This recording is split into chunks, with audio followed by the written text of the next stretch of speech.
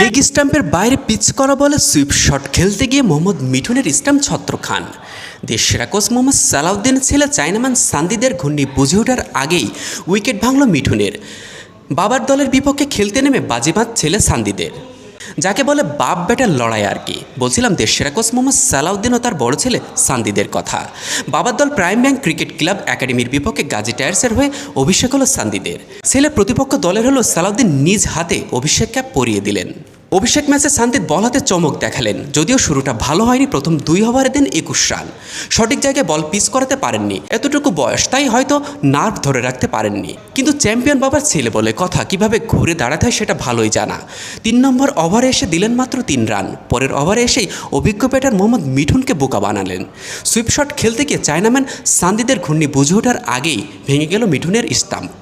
প্রথম উইকেট পেয়ে সান্দিদের সে কি আনন্দ, সেই ওভারে দিলেন মাত্র 3 রান।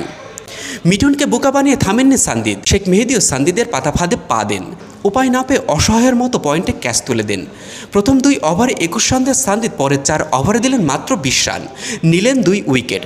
বাবার দল প্রাইম ব্যাংকের বিপক্ষে গাজী টায়ার্স ক্রিকেট একাডেমির হয়ে 6 ওভারে 41 রানে পকেটে পড়েন 2 উইকেট। সালাউদ্দিনকে বলা হয় দেশসেরা কোচ। দেশের বড় বড় তারকা ক্রিকেটাররা তার হাতে গড়া। এবার নিজের সন্তান নিজের দলের বিপক্ষে বোলিং করলেন। ড্রেসিং রুম থেকে সান্দিদের উইকেট উদযাপন হয়তো সালাউদ্দিন দেখেছেন। ছেলের সাফল্য দেখে হয়তো মন ভরেছে তার।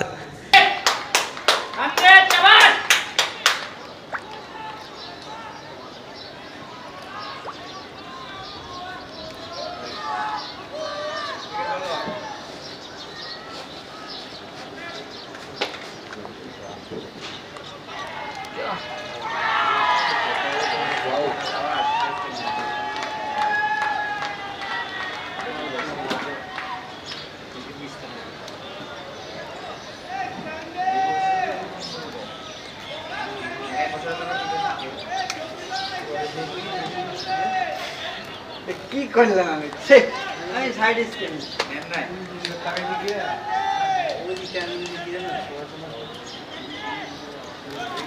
এই বেজস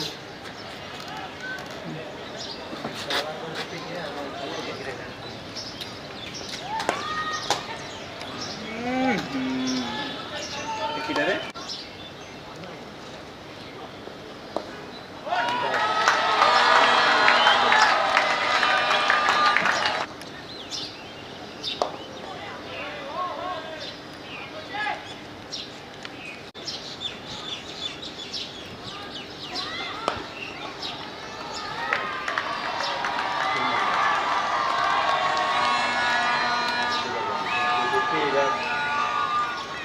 Yeah.